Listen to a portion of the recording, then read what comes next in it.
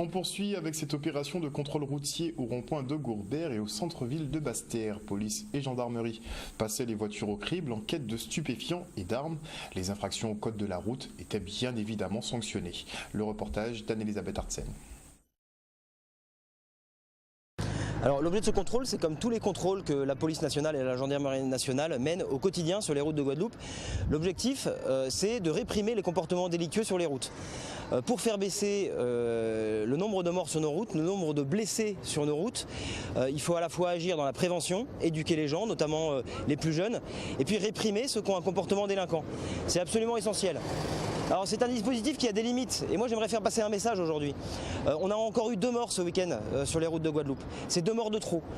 Aujourd'hui le nombre de morts c'est 55. 55 morts en Guadeloupe en 2016. Les 2 morts de ce week-end, aucun des 2 ne portait la ceinture de sécurité. À partir du moment où les usagers de la route ne respectent pas le code de la route, que voulez-vous qu'on fasse ?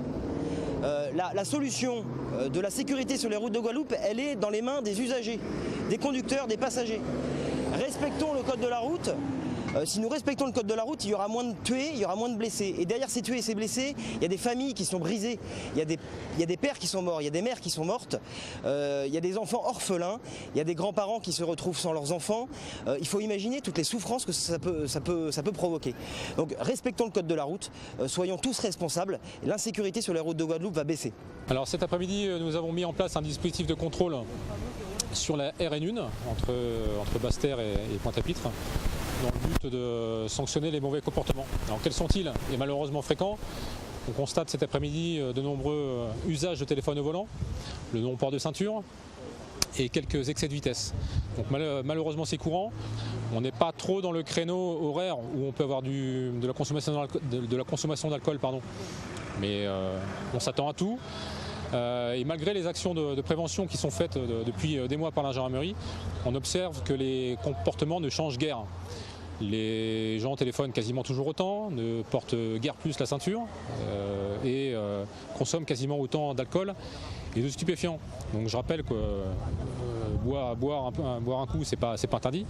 Ce qui est juste interdit, c'est de prendre le volant derrière au risque de tuer une famille innocente en face qui n'a rien demandé. Il faut bien avoir en tête qu'on n'est pas sur une action d'éclat, une simple action de communication. On vise une action sur le long terme dans le but de faire changer les comportements. Que enfin les usagers, les Guadeloupéens et les Guadeloupéennes prennent conscience des dangers de la route et qu'on ne peut pas faire n'importe quoi sur la route. Restez connectés aux Outre-mer avec outremernews.fr.